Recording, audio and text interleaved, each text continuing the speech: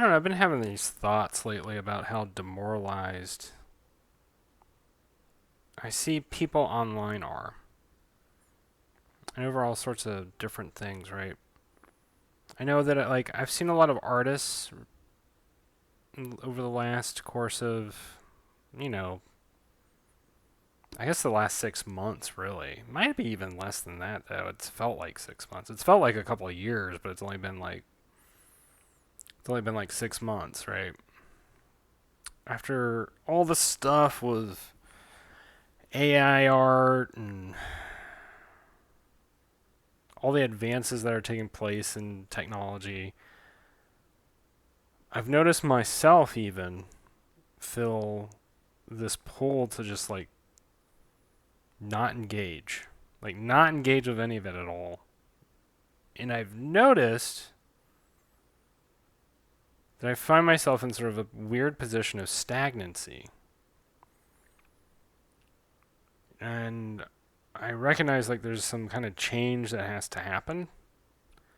Change for myself. I think a change that arts in general needs to make. I don't really know what that change is. You know, I can't put a category to it. I can't put a word or a definition to it, but there's two main things that I've heard recently talked about among creators and among people who enjoy, and among their audience.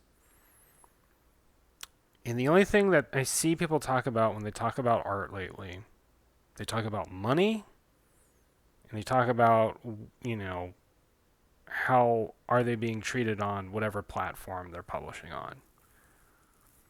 And there's all kinds of various reasons that we could, explain why it's this way or that way. We could blame capitalism. We can blame uh, whatever management at these companies, blah blah blah. But the reality is artists aren't appropriately using art.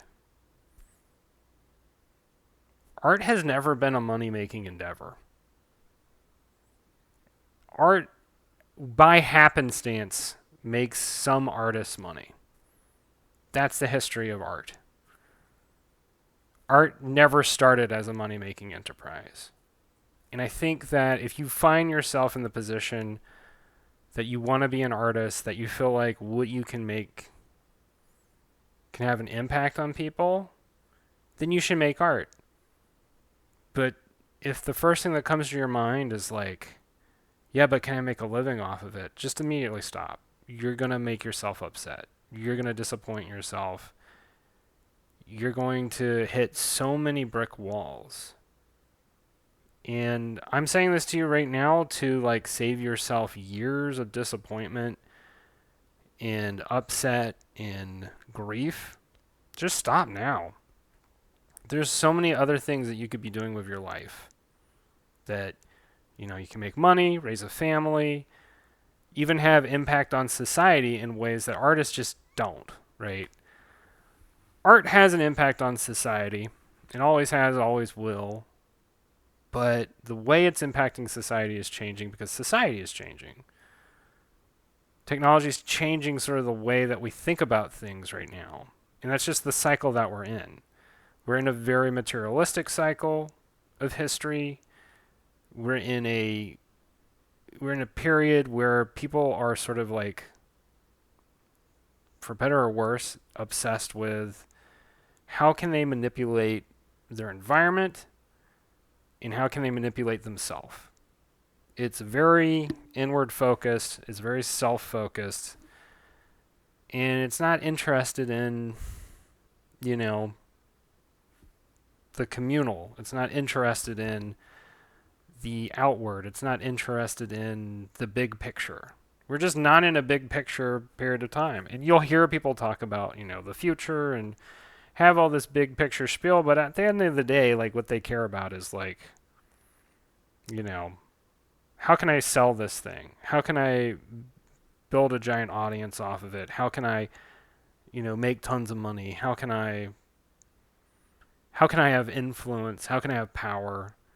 It's all these things that are ultimately in my opinion, short term and short-sighted. And I don't think that as an artist, I don't think that it's wise to think in that way. It's very interesting because I'm starting to learn as I am kind of detaching myself from Trailer Park Warlock, and we're coming upon, you know, pretty soon it'll be about a year since I finished it. And I thought that when I finished Trailer Park Warlock, I really wouldn't hear people talk about it anymore. But I pretty frequently get messages from people like talking about it, asking questions about it, talking about how much they liked it. You know, it's clearly something that people who read it, they really enjoyed it. And this isn't like humble brag. This is just like something I'm observing right now because I'm trying to come to terms with it. Because, like I said, I thought I was going to be done. And it's Trailer Park Warlock's kind of haunting me after its completion. And so I think for myself right now, I'm looking at that and I'm just going like, all right, well, maybe I've written something that has a little bit of like lasting impact to it. I'm writing Legend of Redneck right now and I'm wondering like, will it too have a lasting impact? And I think what's very interesting to me is I see so many artists right now, so many creative people who are either, they're making webtoons or like whatever they're doing.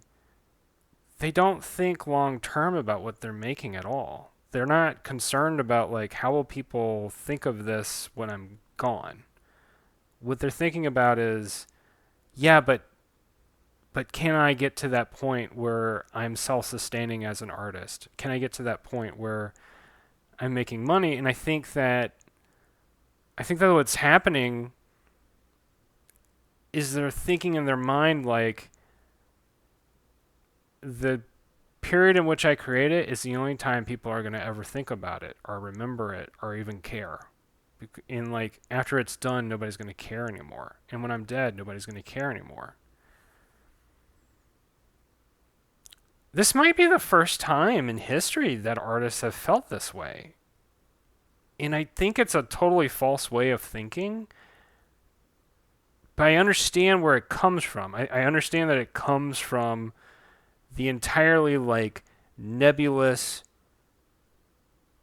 and transient nature of the internet because everything changes so fast. Everything changes so fast on social media. And yet, at the same time, kind of doesn't change fast at all. I flip through Instagram all the time and see like crap from the 90s getting recycled, crap from the 2010s, crap from the 2000s. And I say crap kind of pejoratively. It's all stuff that I kind of enjoy, but like, part of me goes, "Oh, this is nostalgia bait. Like this is oh, you're a millennial, you'll love this." And they're right, I will. Um, that's how that works. But nevertheless, there are things that have staying power, and it wasn't just money that gave them staying power. It was something that came from within the artist. It was a vision they had, it was something they created, and it was something that they put out there. In yoga class today, one of the songs that came on was like a contemporary kind of dubstep-y cover of a Nirvana song. It smells like Teen Spirit. And it kind of took me out of the like yoga routine a little bit because in my mind I was just feeling, well, I was feeling two things. I was like, oh, this actually kind of works pretty good with those lyrics. And then another part of me was just thinking, oh yeah, but I'm kind of done with Nirvana. But yet Nirvana Nirvana haunts us even now in the same way that Led Zeppelin or Queen, like there are songs that are so good that people want to cover them, years later, even when the band is done, even when, it's behind them to a certain extent. Well, my point in all this is that as an artist, if the only thing that you can think of in regards to what you're making is, how many zeros are behind it in your bank account, you're probably not making good art.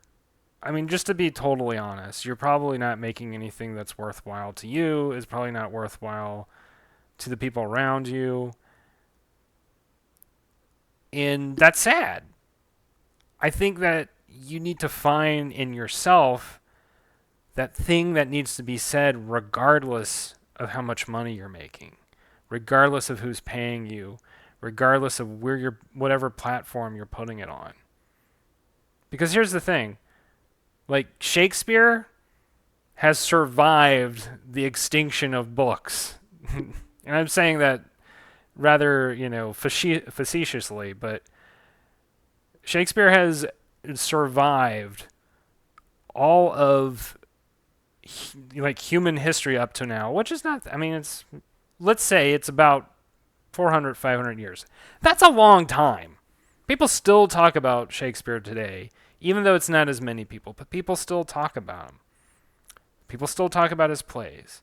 People talk about him so much that they start to say, well, his stuff wasn't even that original, or he stole from this guy, or whatever. You know, that's how long Shakespeare's been around. I think there are contemporary artists who can have that kind of staying power too. And I don't care what you have to say about artificial intelligence or big money or this or that. It's all crap. It's all in the moment. It's all going to pass because at some point we're going to be moving into a different historical cycle. History doesn't care at all about what's happening right now. And technically history doesn't exist. It's something we make up, after the fact. But regardless, right now, you're the only one who knows how to make the thing that you know how to make. So you should make that. You shouldn't think about what is your audience going to think about it. You shouldn't think about what is this or that platform going to think about it. Whether or not you'll find a publisher. Whether or not, it'll even survive the creation process. You should just make it. You should just make it. Like, wholeheartedly, without regret, without looking back, you should just make it. And as soon as you have that mindset in your heart, nothing can hold you back. Nothing can stop you. You have to be willing to embrace that sort of mad glint in your eye that makes people worried and concerned for your sanity to say, I'm going to do this thing, and I don't care what you have to say about it. I don't care if it's, not technologically in line with the current trends, or if it's even appropriate in this or that cultural context. None of that matters. It really doesn't matter. All that really matters at the end of the day is like whether or not you're going to find the creation of the thing that actually means something to you. Whether or not you're going to find yourself at the end of the day looking back at what you've done and say to yourself, I actually put this thing together. I have something that I actually feel proud of, and something that even if it doesn't survive my lifetime, even if it's forgotten within my lifetime, it doesn't matter. There is a kind of core of self-respect that comes from completing a major work. And if you're capable of it, you're capable of it. It doesn't matter what anybody else says. It has to come from the heart, though. And it has to come from right in here. And I know that's really cheesy, but like that's the reality of it. That's honestly the best sort of advice I can give to anybody who wants to create and wants to be a creator, even if it's just for a short span of time, even if it's just like, I just want to make this one thing and then I can, die happy or move on to the next thing, right? You have to be willing to embrace that little glint of madness. there's no other way of putting it.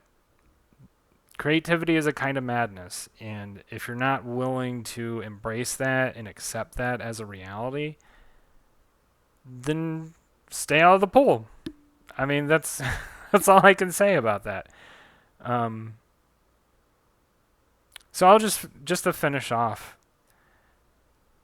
I honestly don't want to hear artists talk anymore about how they're making a living and all that stuff. It really doesn't matter at the end of the day. If you're making a living as an artist, great. If you're not making a living as an artist, great. All I care about is whether or not you make good work. And right now, I see a lot of artists compromising their work for reasons that don't make sense to me. For reasons that I think are ultimately for purposes of like survival, but art never came out of a desire for survival. Although I have speculated on that, but I don't think so. Not ultimately. Not art where it is today. And not art where we're going. Survival is no longer a part of how we think in regards to art. So it's time to think in new ways, go into new directions, and start embracing new territories as artists. In the first territory, we should just totally, if we can, as much as we can, because I know ultimately on some level or another we do have to survive, right? I can plug my Patreon or like, hey, buy my new merch, blah, blah, blah. That's fine. That can be part of the art too.